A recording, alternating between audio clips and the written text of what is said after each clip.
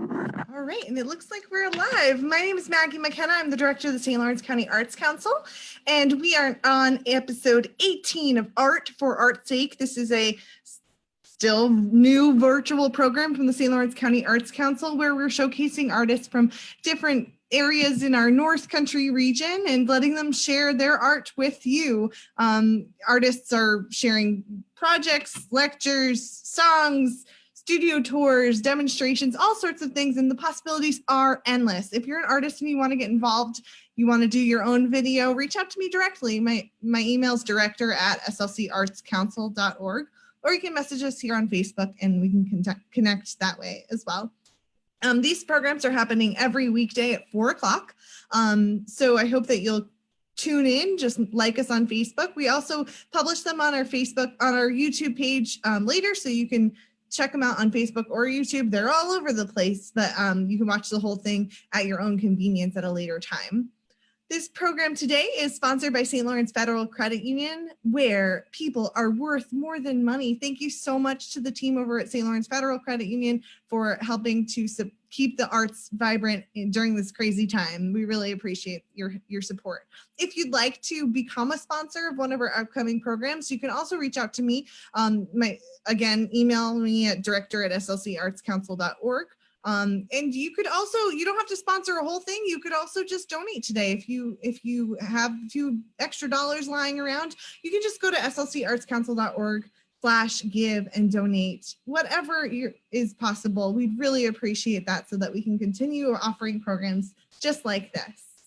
Well, today you have a really great treat. Dr. Robert Docker is a close friend of mine, but he's also an absolutely incredible cellist and a teacher, and he'll be talking about themes and variations in art, music, and teaching. We were actually going to do an art cafe lecture yesterday, but that wasn't happening. So we decided to go in this direction. So I'm going to give it right over to Robert and we'll get started.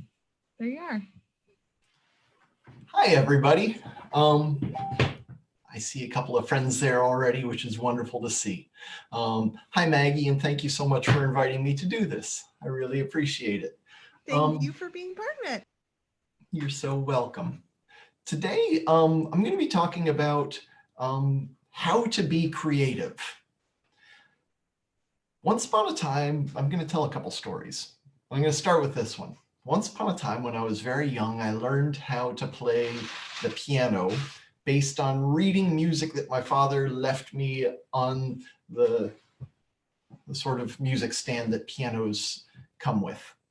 And so I started to play the piano based on reading music, and I thought that was pretty cool, and my father thought that was really cool, and my parents decided, well, if he can figure out how to read music, then, you know, maybe we should get him some piano lessons. So they started getting me piano lessons, and that was good. That was good. And I started playing piano more and more, and that was nice. And I like that. But once, a little bit later on in my life, I started to think about myself as being a musician. And if you're a musician, then you're part of something called the creative arts. And if you're part of the creative arts, then that means that you're creating something. And I don't know that early on in my musical career that I was actually being creative. I think I was reproducing. I was doing a lot of reproduction of music. So Bach wrote a piece, and so I could take that piece and I could make that piece happen in my own house, in my own world. And so that was nice. And I enjoyed that. And I enjoyed getting a chance to sort of commune with Bach in that way. But I don't know that I felt creative. I don't really feel that that was necessarily a creative endeavor. It was an intellectual exercise, definitely. And it was definitely something that required a lot of skill and a lot of technique. But I don't know that it required creativity. And so that was really sort of almost a crisis for me, to think of myself as being part of the creative arts, but not being creative. So how do you get past this idea of creating something but not feeling creative? That's tough. It's really tough. I think that not everybody is creative. Not everybody's jobs are creative. And I think that's partly because being creative is, it's like a muscle that you have to exercise, or it's a technique that you have to perfect. And it's something that really requires a lot more work than I ever thought that it did. So I went from this idea of being musical to not feeling creative about my musicality. And that was discouraging to me. And so I tried to think about ways that I could go about being creative. So I thought about musicians who I thought were very creative. There's one particular musician whom I love so very, very much. Her name is Aimee Mann. And she's a singer and songwriter, and she used to be in a new wave band back in the 80s called Till Tuesday. And then after that, she wrote lots and lots of songs. And the songs that Aimee Mann writes touch me somehow deep in my heart. And they speak to me in a way that a lot of other musicians' works don't. I like a lot of other musicians, but a lot of other musicians don't really speak to me in the same way that Aimee Mann's lyrics and her songs and her melodies speak to me. And so I thought to myself, well, she's creative because she creates these songs. So how do I be creative? How could I be creative in a way that she's creative? One of my heroes is creative. And so I actually read an interview with Aimee Mann. And in this interview, what she said was, and this was really sort of fascinating, she described her songwriting process. And she said, step one is you strum a chord on your guitar. And if you strum one chord, then another chord will present itself. I met another cellist a couple of years ago, and she talked about how one chord rhymes with another chord. And I don't know a better description of how chords go together than that. One chord rhymes with another chord. So if you start off with a chord, another chord will present itself. Another chord that sounds good with this chord that you just created. And then you take that second chord and it might take you right back to the first one, or it might take you to a brand new place entirely. But one way or another, by making one decision, and that one decision is I'm going to start with this chord, that sort of can begin to snowball. So step one is to choose that chord. Step two, then you have another chord that presents itself, and pretty soon, with the addition of a couple more chords or returning back, you settle upon a progression of chords. And these progression of chords then, they then present within your head an idea of a melody that you can start with. Some notes that are up inside of your head that rhyme, again, with these chords that you've settled upon, whatever they happen to be.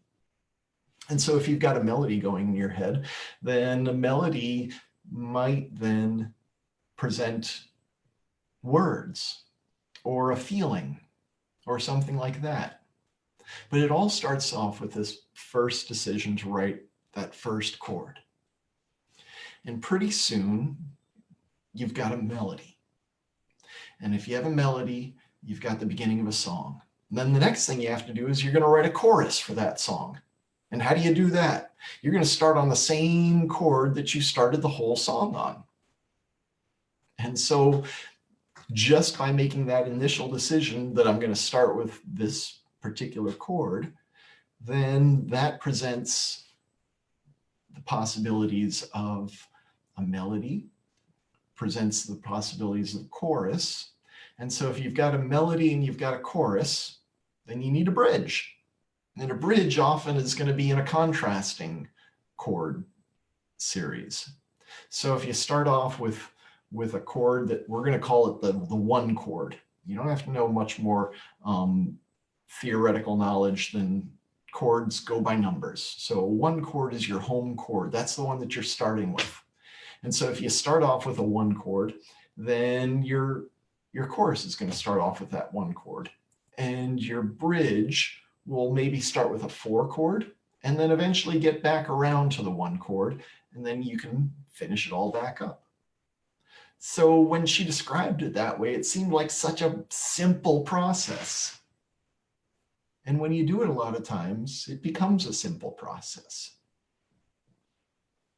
It doesn't start off as a simple process.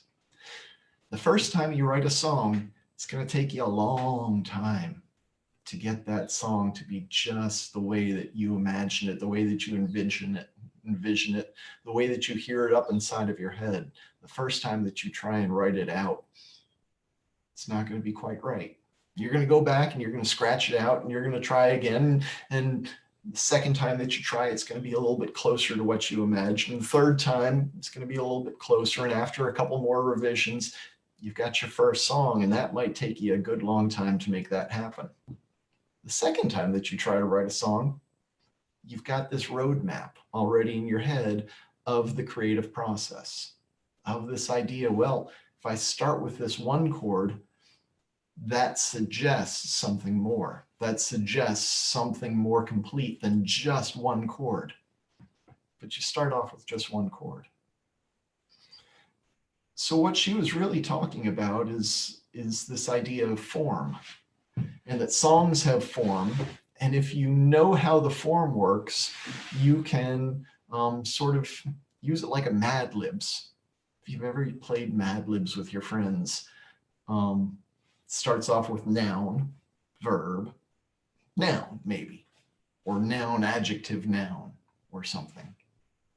And so you can fill it in, but you start with that first idea. And so this idea of a form can really be helpful in creating something bigger than just a chord. A lot of people will just sit down and play a chord and that's it. But there's more to it than that. So what do you write about then? And I don't know what you write about, but I'll tell you what sort of sparks my creativity and what sparks my own personal creative process. And in addition to being a musician, I'm also a woodworker. So I'm going to be showing you guys a bunch of woodworking things that I have created over a number of years. And what you're going to see in this is repetition of basic ideas, again and again, but elaborated each time. And they all start off with a similar idea or a similar form. And then based on that basic form or based on that basic idea, then creativity is what makes it into an art form. So I'm going to tell you another story. So I told you the one story about learning to play the piano, and that was a short little story. This one's a little bit longer. So when I was about 11 years old, I hurt my leg, and it was summer, and I needed to do something to help me get around the house a little bit easier and get around my neighborhood a little bit easier. So I took a broomstick and I cut off a portion of that broomstick, and that became my walking stick. After a couple days, walking around with the broomstick as a walking stick, and my hand on top of this hard surface, and the sort of edges that I didn't really like, my hands started to hurt. And so I thought, well, maybe I can take this broomstick and make it more comfortable, make this broomstick a little bit better. So I went to my grandfather's grinder. He had a metal grinder that he didn't mind me messing about with a piece of wood with his metal grinder. And I took that hard sort of edged piece and I put a ball at the end of it. This is my first step towards doing something creative with wood. I was about 11 years old. And the nice thing about this ball is that it doesn't hurt my hand if I'm walking along with it, because I've smoothed the edges off and sanded them smooth. And then the other thing is that I can take it and hold it sort of between two fingers, and it sort of swings around. And as an 11-year-old, that's a wonderful thing, because then you can just, I'm not going to do too much because I'm going to break something. That's what my mother would have said anyway. You're going to break something. So I very simply put a ball at the end of a stick. And I thought that was pretty cool. I was like, yeah, that's pretty wonderful. So I walked around with that stick with a ball at the end of it for a couple days. And eventually I left the house when I was feeling a little bit better. And I went next door. And my next door neighbor was an old guy named Harold. And Harold was in the Navy during World War II. And Harold was a carpenter and a woodworker, and he built his own house. And I loved Harold. I thought Harold was wonderful. And I walked over to Harold's house with my brand new walking stick, and he's sitting out on his porch. And I walked past and I said, "Hey, Harold, check out my new walking stick. Look what I did to it. I carved this ball at the end of it." And Harold said, "You think that's something? Let me show you some real wood carving." And so I said, "Okay, I can't wait to see what you come up with, Harold." So Harold went back into his house. And when he came back out of the house, he was carrying an old dirty sock.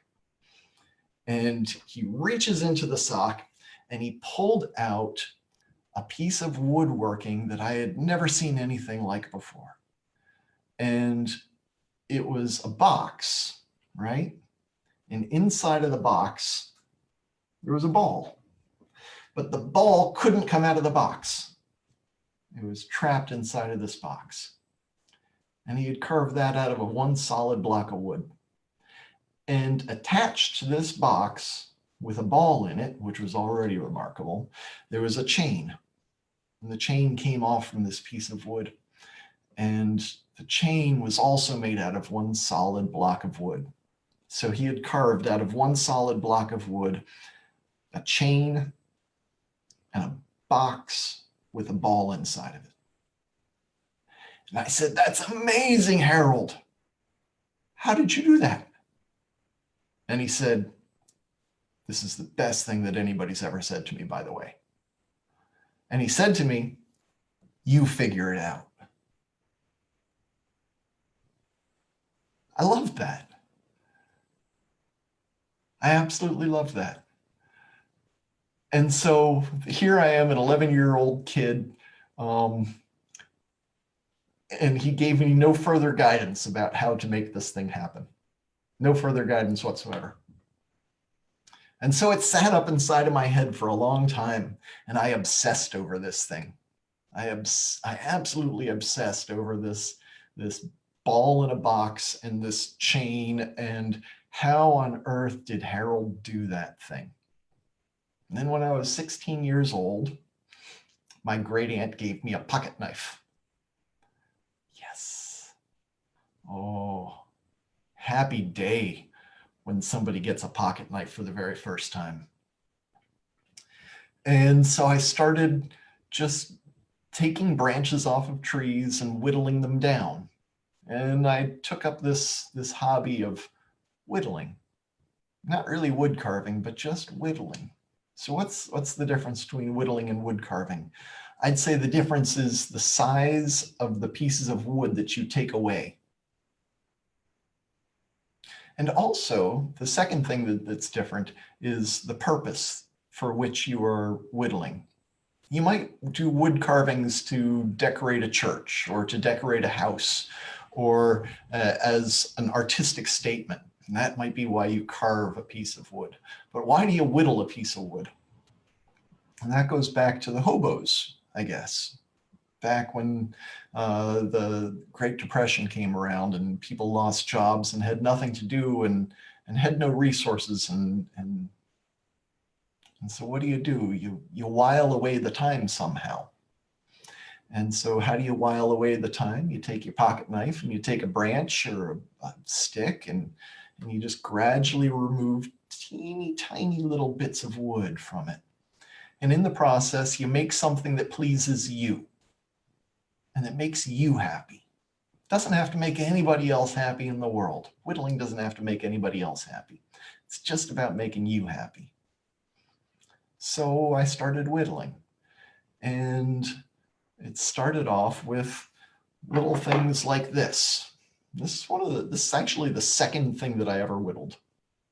And so you can see there's these things that are coming down, and then I made these little rings that go around a thing. And I thought that was pretty cool. And I freed up and I made these captive rings, and I freed them so that they could move, but they can't be removed. Can't take these off. There they are. So I whittled that. I felt pretty good about that. And then I thought, well, how about that ball in a box thing, though? That's more complicated. And so that took a little bit of thought. And so I carved another ball. This time when I started carving a ball, I started off with a box. If you have a box, then how do you get to the point of having a ball if you start with a box? So step one is the box. Step two, you sort of knock the corners off the box. And once you knock the corners off the box, then you have an octagon. And an octagon is definitely more round than a square. It's not round, but it's more round than a square is, right? And then if you knock the corners off, if you smooth them around, then eventually you can get rid of those round corners, and you have something that's more or less resembles a ball, more or less round. One of the things that you notice is that the diameter of this circle that I've put inside of this box is exactly the same as the diameter of the box. And you can't make a circle that's inside of a box any bigger than the box was that you began with. So if that's your starting point, is going from a box to a ball, well, if you notice, up inside of these black areas, there's space. So what if you leave the corners behind, you leave the black part, which is the ball, and you just get rid of these open, empty spaces.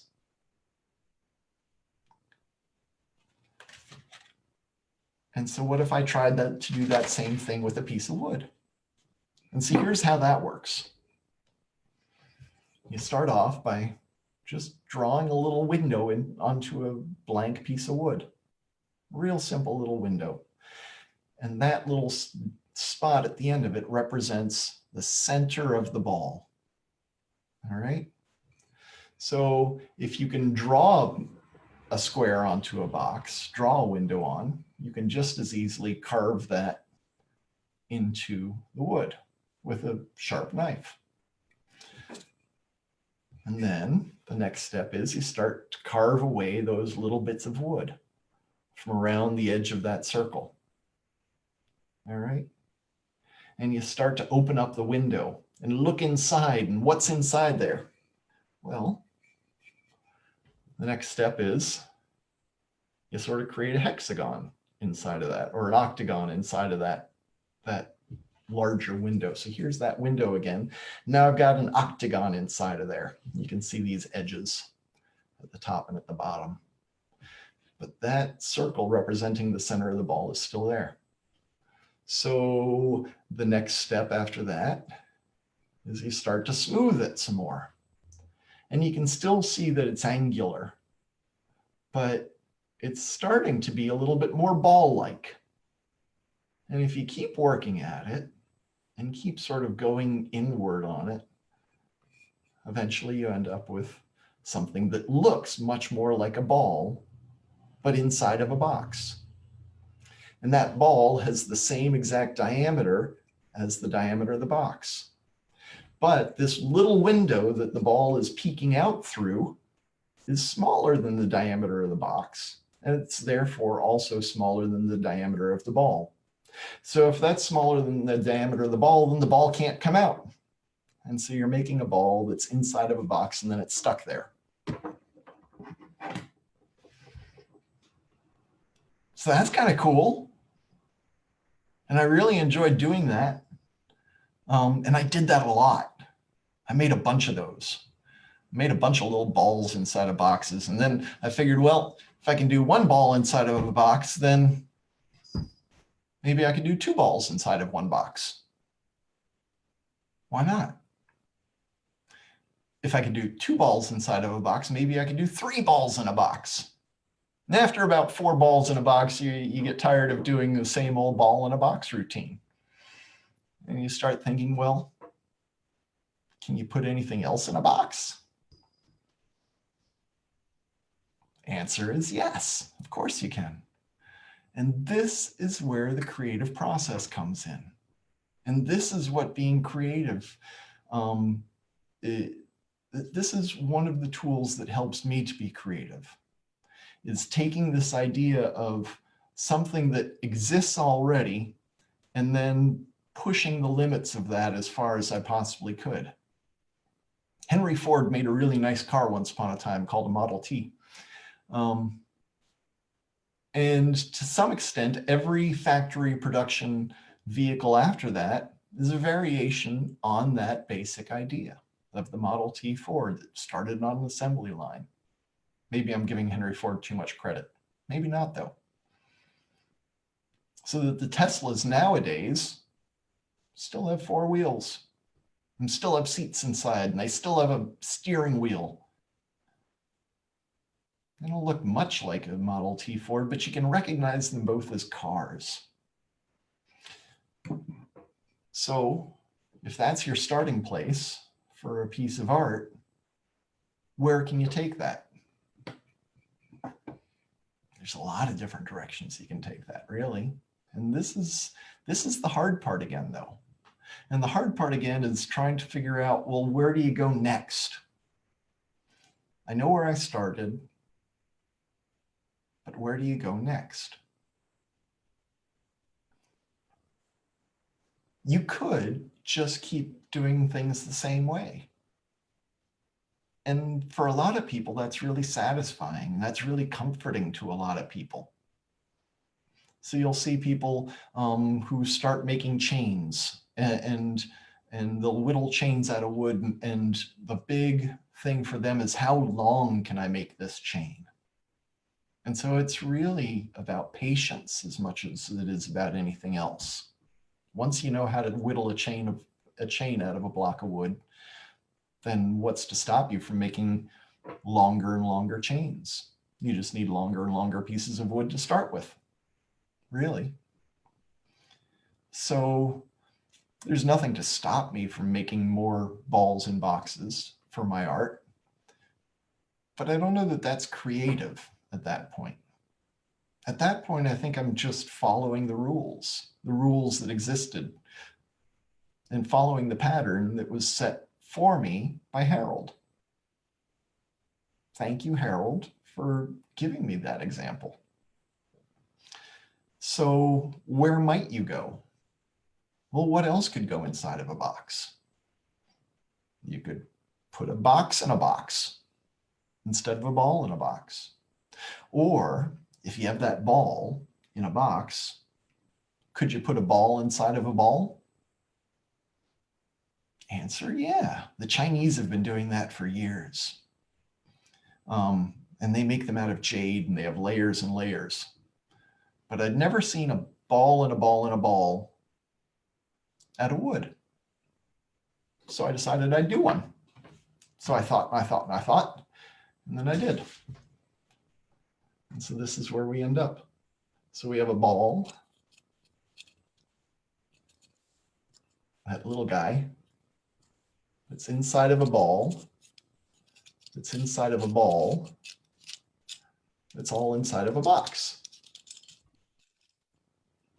A ball and a ball and a ball in a box. So that's pretty creative. But again, it's based on something else that I saw somebody else do. So is it really creative? Or am I just manufacturing something that's already been done? What else can go in a box? I don't know. Okay, I do. There's a bird in a box. And the wonderful thing about this is that it still follows the same rules. It can't come out of the box. It can't fall out on any direction, but it's a little bit longer than the box is sideways. So it looks like it's trying to peek out, but it can't come all the way out. It's got a little fat body that keeps it in. And so you can put a bird in a box. If you can put a bird in a box, what else can you put in a box? This is me sometimes during quarantine. You can put a little person in a box. Why not? So that's me being a little bit despairing. I'm not always like that, I promise. So you can put a little person in a box. If you can put a person in a box, what else can you put in a box? I don't know. Well, I do know. This one's one of my most recents, and it's one of my very favorites. So this is 2 boxes, and the 2 boxes each have a ball in them, and each one of the balls then has something else in it, and they're connected together. So if you look into the ball, you can see a little mouse head and another little mouse head and the 2 little mice with their 2 little tails. And in the bottom box down here, see the little stripies? And there's a little cat in there. See the little cat? Why not? And by the time you get to this point, I feel creative. I feel like I've gone beyond just the rote learning, and I've gone to the point beyond what other people have done.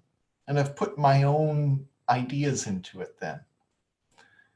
But it started with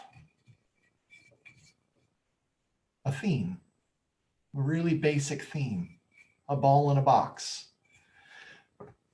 And then based on that theme, I've created variations on that theme. So where else can you go with that? Well, balls have directionality to them. They have dimension to them. The roundness, the sphere of a ball has an x-axis, a y-axis, and a z-axis. So you can take links and create links that have x-axis, y-axis, and a z-axis.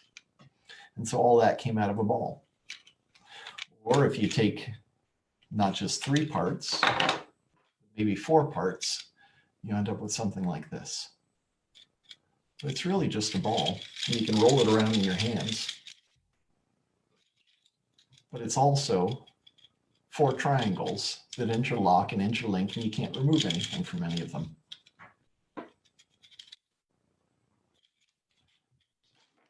So how does this play out in other areas of my life? Since I read that interview with Aimee Mann, I look at the world a little bit differently.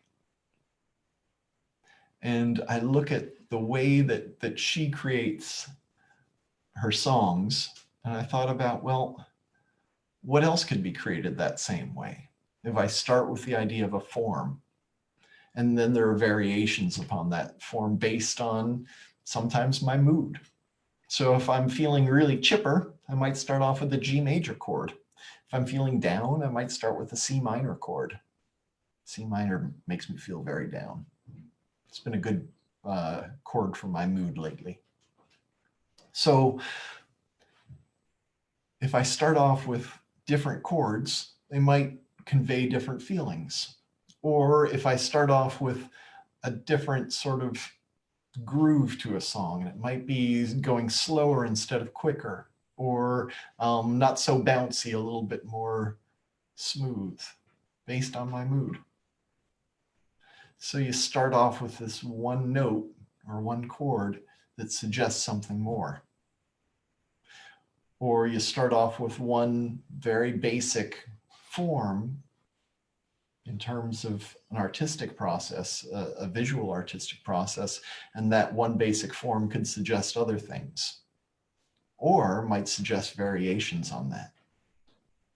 So how does that play out in classical music? And one of the ways that plays out in classical music is it's obvious, but it's also not obvious. People think about Mozart and his 41 symphonies. There was 41 symphonies, right? I'm not a music historian. But Mozart wrote 41 symphonies. Have you ever tried to write a symphony? I hope there's somebody out there who's watching this who says, yeah, I've tried to write a symphony. I haven't. Because I've always been intimidated by them. So how did Mozart write 41 symphonies? Because each one of the symphonies has the same form. And so when you write the first one, that's probably the hardest one to do. But the second one, you're starting with a different chord. So you have a symphony in G major, for example, or a symphony in A minor, symphony number 1, number 2, number 3. Each one has a different home chord. But they all start off with that one simple chord. And then you fill in the form. Sort of Mad Libs style. But each person is going to have a different way of filling in the form. So that if I do a Mad Libs, and then my good friend Maggie does a Mad Libs, then we're going to get different answers and a different journey. You can always take the same journey. You really can. Think about the way that you go home from work, maybe, or the way that you drive yourself to school. And you're just going from work to home, right? And so it should always be the same trip, right? But it's really not the same trip. And it can be because somebody else intervenes on your trip. You might be driving along and you see a friend on the side of the road and you're going to stop and you're going to talk to your friend and suddenly your journey is different. Or, as is the case with my father again, we would always go on the same vacation, always to the same place. We had this house that we would always go stay at. And it was a long drive from our home to this cottage. And every single time, my father went a different way. So that home was the same, and our destination that we were going to was the same, and we always made it back home again. But it was always a little bit different along in the trip, so that it would be a different journey. I don't know whether he was just bored with the same old interstate highways, and so he'd take us on back roads or what. Or maybe he really just liked the road trip. Or maybe he liked seeing the different stores that you could see. We always like to stop through Skaneateles because there's a great bakery in Skaneateles. Even though Skaneateles was nowhere near where our actual road was. Could have been much, much quicker if we didn't go through Skaneateles. But we always went through Skaneateles. So I think about things like the Bach cello suites. And I'm about to play one for you. I'm going to do a little bit of the prelude to Bach cello suite number 1 in G major. And the basic roadmap of this is the same as the prelude to Bach suite number 2 in D minor. And it's the same roadmap as Bach suite number 3 in C major. They start at that one chord. They start at the home key. And they always go to the 5 chord. So if A is 1, A, B, C, D, E, then E would be 5. And then eventually they get back to that 1. So they always go 1, 5, 1. That's more or less the form, 1 to 5 to 1. And so how do you get there? Well, step 1 is you got to choose, make that choice of what's the first chord going to be. And so for the first suite Bach decided G major, and it's a happy key. And so I thought this would be a nice key to play in for you all today. And so he starts at the 1, which is G, and then he moves to the 5, which is D, and then he comes back to the 1 eventually. It's really interesting. He doesn't really complete the journey until the very last note of the whole thing. So as you're listening to this, listen for that idea of a mood, what it feels like. And that's the decision that Bach made. The decisions that he didn't make were, though, that it goes from 1 to 5 to 1. So this is going to be the prelude to the Bach Suite number 1 in G major.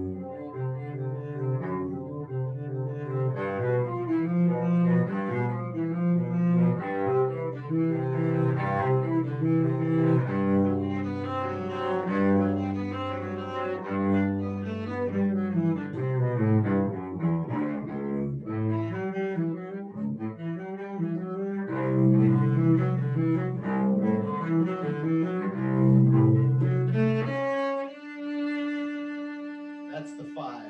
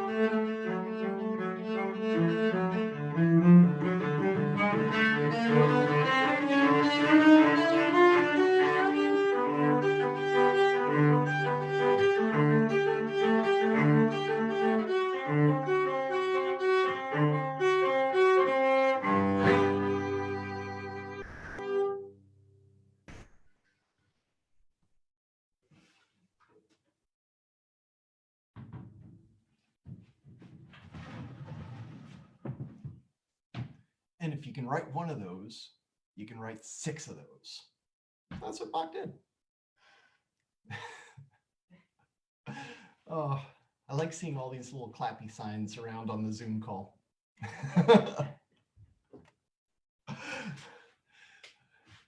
Well, we're getting kind of close-ish to the end, Maggie.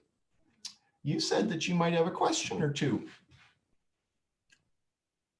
Or if anyone else who is listening in has a question or a If it's, suggestion, if I'd it's love to hear them.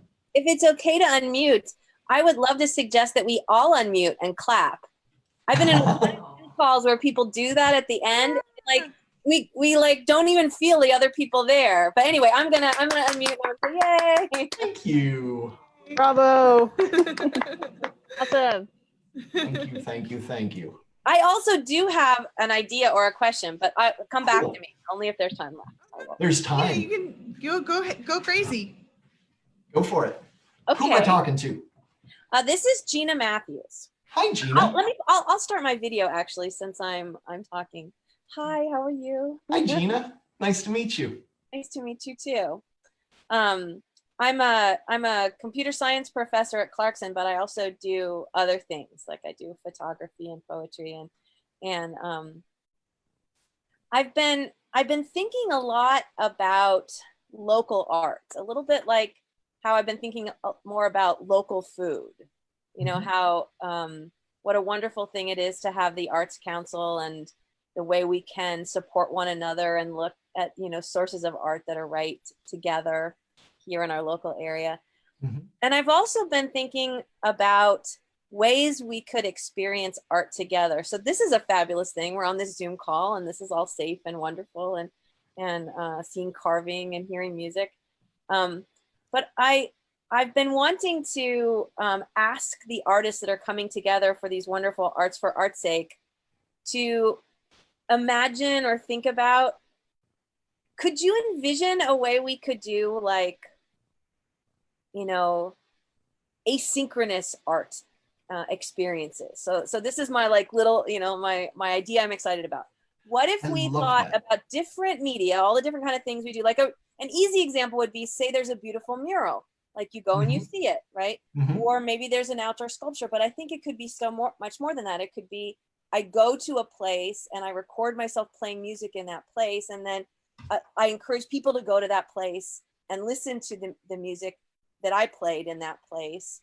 I'm wondering if that idea resonates with you, and if it does, if you have ideas about how the work you do or the work that other people you know in this area, might that be a fun thing for us to do? I do think that sounds like a really fun thing, and I actually have thought about this very thing as well. Have you ever heard of a game called the Exquisite Corpse? No. Oh, this is so fun. It does not involve any corpses, I promise. There are no actual corpses. Nobody has to die to play the Exquisite Corpse. But here's how it works. One artist starts a piece of art, all right?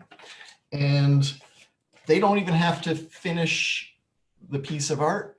They don't even have to have a completed idea, but they have to have an idea, something to start with, a starting place. And it might look like something like this. So we've got this sort of like wavy thing, and they sort of like, I don't know, it might be a crown, could be hair. I don't know what it is. But all I do know is that this piece of paper ends right here and it ends right here. So you pass this piece of paper, not the whole thing, you pass along just that and that. And what that is that's a starting point for the next piece of art. So based on those two little notches, you could then have the beginning of a face. And it could be a really goofy face. Doesn't really matter. But this is a different interpretation of where you start. So there's the starting places from the last one. So the person who does this part doesn't even have to necessarily see that part. They just have to know where to start, where to begin. And so if you have that much done, then that leaves room for the next person to go based on these 2 points of reference. So if you have those 2 points of reference, where might that go to? And that's probably going to be a different artist again. And so if you have that, then that could maybe lead into something that looks like that. I don't know, but there are those 2 points of reference again, right? And so now we've got something that sort of weird geometric thing and flowy thing. I don't know. But that goes down to not quite completed page and it stops there, right? So the next person only knows that their drawing has to start there. So that might then look like that. So there's those little spots, and then you end up with these tentacle legs. And so what you end up with total is a whole thing that looks like this. I love it. And it's silly, and it's a little bit ridiculous. This is a game that when the surrealist movement, the Dadaists and the surrealists and the Dali and the Miro and all of those people, when they would have parties, this is the game that they would play. But it doesn't have to just be visual art. You could play the exact same game with, I could write the beginning of a short story, for example. So the short story might begin with, once upon a time on a dark and stormy night, there were thunderclouds and crashing lightning, and it woke the baby. And all you get as the next person in the Exquisite Corpse is, it woke the baby. And so then you then begin writing your portion of the short story. And so it starts with, it woke the baby. All right, Maggie, it woke the baby. What happens next? Oh no. And the baby was crying, and I had to get up and go check out what he was up to, and I had to find my bathrobe. Oh, and so now, Jenna, you've got a bathrobe. And so this is the beginning of your portion of the story. And by the time you get to the end of the story, you don't know that it was a dark and stormy night, but we've got a lot of fun in between. I love the beginning and the end. Very fun.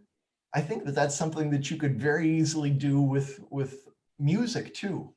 Yeah. So if I'm starting a composition, I can start a composition in G major, and it sort of goes along boom ba dum ba dum ba dum ba da da da da da dum. And so Maggie might only know that it ends, that my part ended with dum, whatever that note is, and then she can start with that note, and where does that take you? And then somebody else, maybe you, then adds lyrics in.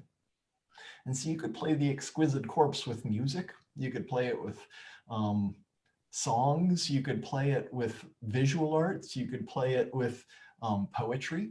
You could very easily do a whole Exquisite Corpse novel if you had enough friends. Everybody does one page. That's it. And you're only allowed just the last sentence of the previous person's page. And if you had 200 friends on Facebook and enough of them were committed to it, you could write yourself a novel that way. But I would also imagine a space where creativity of that sort would be allowed. It would require that people have perhaps a little bit less ownership of the process, though. So I've heard enough very small children who, if you touch their drawing, they freak out. I'm sure that's been other people's experience with small kids, or sometimes that's been people's experience with artists in general. This is my work. You can't have it. You can't alter it in any way, shape, or form. And so you have to get rid of that idea out of your head if you're going to be making art with other people. You have to be willing to accept other people's ideas and other people's creativity as being just as important as yours. Keith Haring was really, really good at that sort of thing, by the way. If any of you recall Keith Haring's murals that he did in New York City, the Crack is Whack mural in particular, absolutely wonderful community engagement. He started these murals and then other people would fill them in and finish them. Really, really cool stuff. So that's one way that we might do something like that. And I would love to be involved with something like that. I'm so excited. I'll post a little something in the chat that we've been like thinking about, and wrote up like a very quick little thing. And I love the idea of a mural we could all contribute to. Where we put that? That would be super fun. I like, you know, like a love and art and community in the time of coronavirus mural.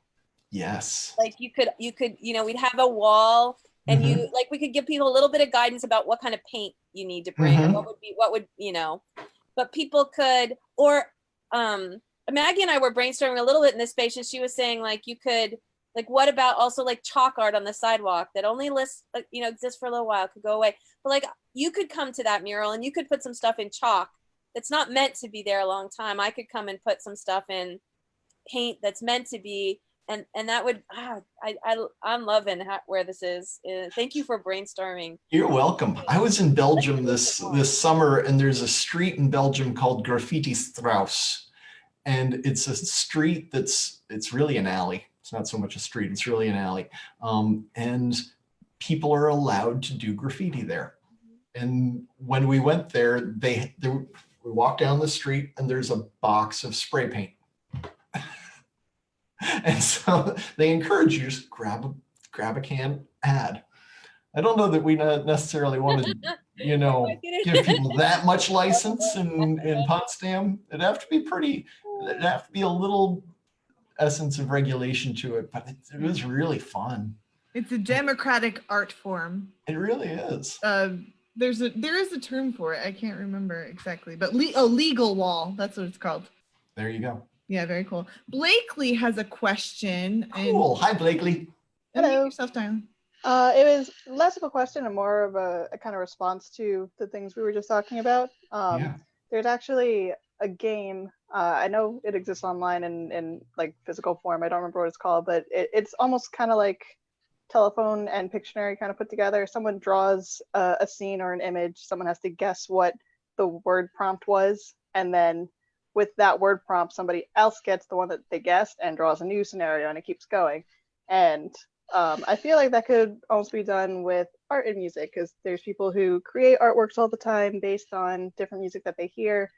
People who with synesthesia who like see colors when they listen to music, and they create beautiful abstract artworks. And I feel like you could even do something like that, where someone posts a drawing or a picture that they've made, and then someone writes a short little tune to kind of resemble what that was. And then after someone listens to the tune, someone creates a different artwork, and you can kind of like play a little game with that. I love that, Blakely. That's really cool. That is really cool. I'm going to ask another question, kind of going back to your discussion earlier. Bach was incredibly creative. Mozart was incredibly creative. I mean, Aimee Mann is incredibly creative. Are we, the minions who are just playing their music, are we still creative? Can we call ourselves that? That's a great question. I think yes. I think we can, but I think that it's a different sort of creativity. It's the creation of a sound that didn't exist before you made the sound. So at the very basic level, it's creative. By choosing that particular piece by that particular composer and putting that piece into a new place, whether it's Norwood or whether it's Potsdam or whether it's Crane or whether it's the clubs. When you do that, when you take a piece that already exists and you put it into a new place and a new space and a new time, that in some respects is a creative process. It is.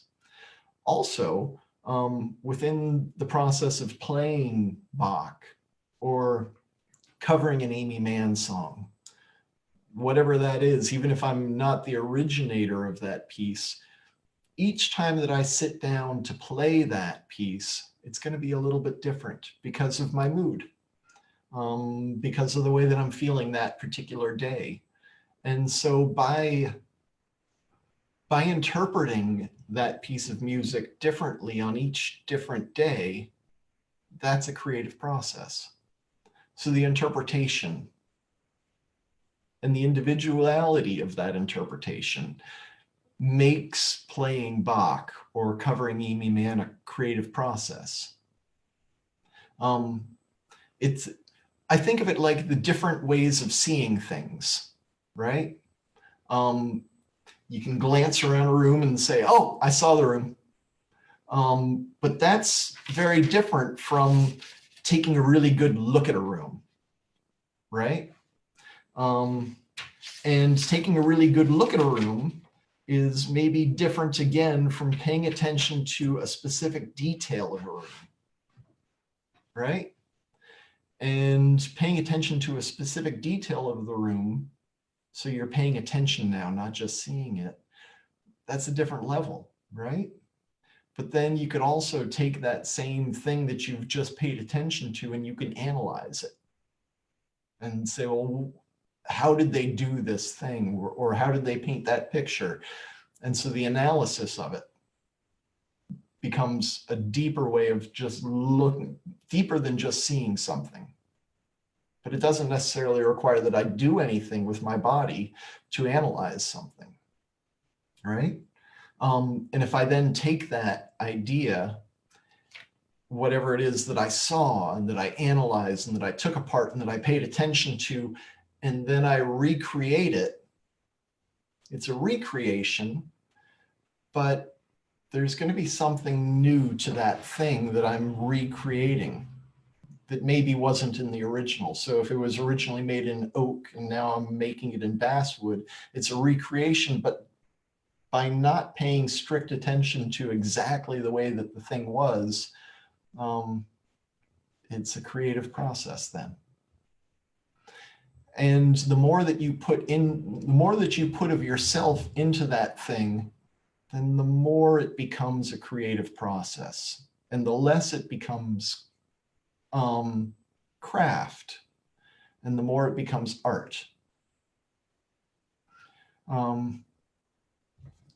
Yeah. The more of yourself that you put into it, the more creative it is. I think. I agree with that. I really like the way you put that. Thank you. You're welcome. Just a couple more other little questions. My husband actually was watching on Facebook and in the other room. Thanks. Favorite styles of music and favorite composers or musicians of yours? Favorite styles of music? It depends on my mood. I love punk. I love punk rock music. I love it so much. Why is that, Robert? Why is that? Because it's direct, and because there's no messing about, and it's real, and you can feel that it's real. And so I love punk rock. That's what I love, listening to that. I used to play in a punk band in addition to my classical piano and classical cello playing. So I love, if I just said one genre, but if I just said one composer, I wouldn't name the people that write punk rock songs as my favorite composers. If I were to say one composer that I love more than almost any other, I might say Miles Davis. And I think that's because Miles Davis was so close to the forefront of so many different styles of music. When you think about, he was part of the bebop movement and used to play with Charlie Parker, and then was at the forefront of